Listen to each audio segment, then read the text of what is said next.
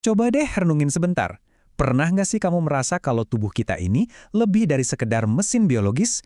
Nah, hari ini kita bakal coba mendengarkan simfoni tersembunyi yang bergetar di dalam diri kita. Sebuah energi halus yang tanpa kita sadari menghubungkan setiap sel tubuh kita.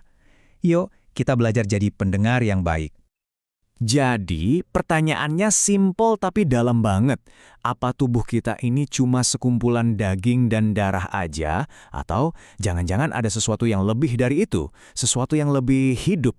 Nah, gagasan menarik inilah yang akan kita bedah bareng-bareng. Inti gagasannya itu begini. Bayangin deh, tubuh kita ini kayak alam semesta versi mini. Persis kayak planet dan bintang yang geraknya teratur dan harmonis, setiap organ dan sel di dalam tubuh kita juga bagian dari sebuah desain besar yang saling nyambung. Dan ini bukan sekedar kiasan loh. Getaran ini tuh beneran bisa dirasakan secara fisik. Anggap aja, ini semacam bahasa rahasia dari batin kita, yang jadi jembatan antara fisik dan kesadaran kita yang lebih dalam. Nah, pusat dari semua ini ada di konsep yang namanya kolbe. Penting banget nih buat dicatat. Ini bukan jantung fisik yang memompa darah ya, tapi kolbu itu lebih kayak pusat kesadaran batin kita, panggung utama tempat semua energi spiritual ini bergetar. Terus gimana ketiganya ini nyambung? Gini deh, bayangin tubuh kita itu kayak sebuah gitar. Napas kita itu senarnya yang dipetik, yang bikin getaran. Nah, kolb itu adalah badan gitarnya, ruang resonansinya, yang bikin getaran tadi jadi suara musik yang indah dan harmonis. Kebayangkan? Jadi, waktu kita narik napas dengan sadar, itu bukan cuma soal oksigen. Nggak sama sekali. Kita itu seolah-olah lagi narik arus cahaya atau energi kehidupan. Energi inilah yang membersihkan tubuh, melepaskan semua ketegangan dan seolah menyalakan kolb kita biar lebih peka sama getaran-getaran halus. Oke, pertanyaan bagusnya sekarang, di mana kita bisa merasakan energi ini? Nah, ternyata energi ini punya petanya sendiri di tubuh kita. Yuk, kita jelajahi titik-titik utamanya. Kita mulai dari tangan ya. Coba deh perhatikan tangan kamu. Tangan kita ini bukan cuma buat megang barang loh. Tangan ini bisa jadi saluran buat memberi dan menerima energi. Pernah kan merasakan sensasi hangat pas lagi menenangkan seseorang? Nah, itulah dia energi welas asih yang lagi mengalir. Lanjut kita ke area dada. Ini nih pusatnya, rumahnya si kolb tadi. Pernah nggak kamu merasakan ada kehangatan atau getaran lembut di dada pas lagi merasa bersyukur banget atau terharu? Nah, itu tandanya pusat energi ini lagi aktif.